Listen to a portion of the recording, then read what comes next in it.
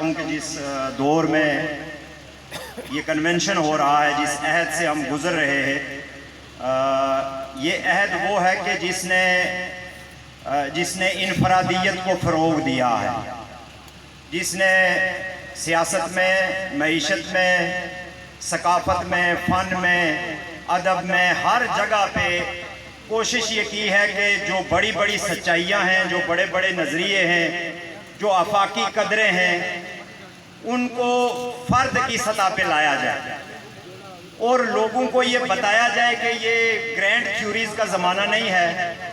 یہ بڑی سچائیوں کا زمانہ نہیں ہے، یہ کسی کولیکٹیو سٹرگل کا زمانہ نہیں ہے، بلکہ ہر آدمی، ہر فرد جو ہے وہ اپنی ذات میں ہی ایک کائنات ہے۔ وہ جیسا چاہے وہ سوچے،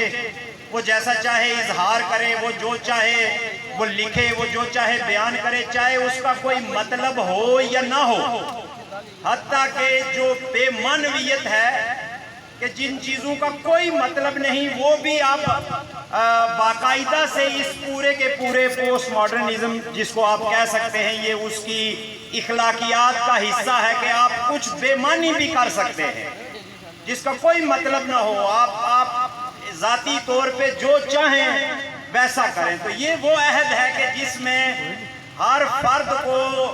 یہ سمجھانے کی کوشش کی جا رہی ہے نظام سے کہ ٹھیک ہے، سرمایہ داری بھی جو ہے وہ آپ کی ضروریات اور آپ کی خواہشات کی اگر تکمیل نہیں کر سکی تو یہ کام سوشلزم بھی نہیں کر سکا۔ تو لہٰذا اب لوگوں کو یہ جماعتوں کے بجائے اور بڑے نظریات کے پیچھے چلنے کے بجائے انہیں انفرادی سطح پر جو ہے وہ اپنا کام کرنا چاہیے، جس کا براہ راست فائدہ اسی سرمایہ دارانہ سامراجی نظام کو ہوتا ہے۔ سامراجی نظام کی بنیاد ہی ایک فرد کو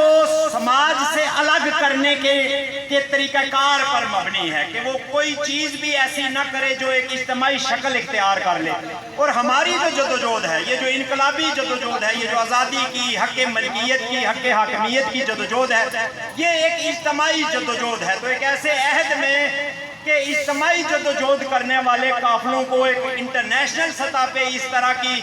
لامعنویت اور بےہودہ آئیڈیالوجیز کا مائکرو لیول پہ جن کا سامنا ہو، تو ایسے میں سمجھتا ہوں کہ یہ آپ لوگ ایک بڑا فریضہ سر انجام دے رہے ہیں۔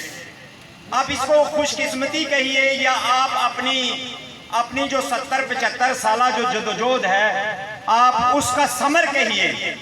کہ آج عوام کے اندر آپ کا نقطہ نظر، آپ کی سوچ میں،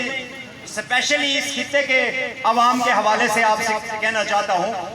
کہ وہ ساری باتیں جو آپ کرتے تھے، وہ ساری لڑائی جو آپ لڑتے رہے ہیں ماضی میں، وہ ساری جدوجہد آج ٹرانسلیٹ ہو کر ایک ایک دماغ تک، ایک ایک محلے، گاؤں، دیہات اور جنگلوں بیابانوں تک پہنچ چکی ہے۔ اور کبھی کبھی مجھے لگتا ہے جب ہم پڑھتے تھے کالج میں مقبول بٹ کا کہ یہ کول کے آزادی کی جدوجہد کو اس طرح چلاؤ کہ امن کے ایوانوں میں تمہاری آواز سنائی دے اور جنگلوں اور بیابانوں میں تمہاری جو بہادری اور جرأت کے قصے ہیں ان کی گواہی جو ہے وہ بھی دیں۔ تو آج مجھے یہ لگتا ہے کہ آج یہ گواہی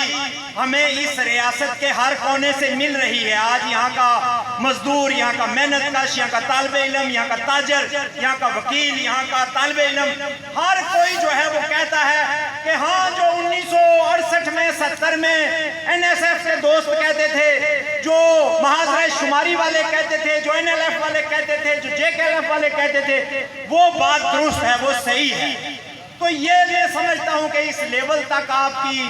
اور یہ آزادی پسندوں کی بہت بڑی قربانی ہے کہ آج اس خطے میں چلنے والی جو سب سے بڑی تحریک ہے عوام کی، جس پہ عوام کا متعدد بار،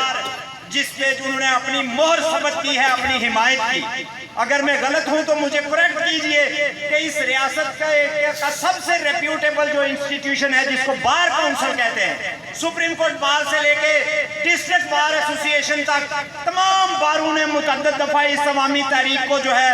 وہ سپورٹ کیا، اس کے حق میں قراردادیں منظور کی، اس کے حق میں بائیکاٹ کیے اور ان مطالبات کو لیجیٹیمیٹ قرار دیا۔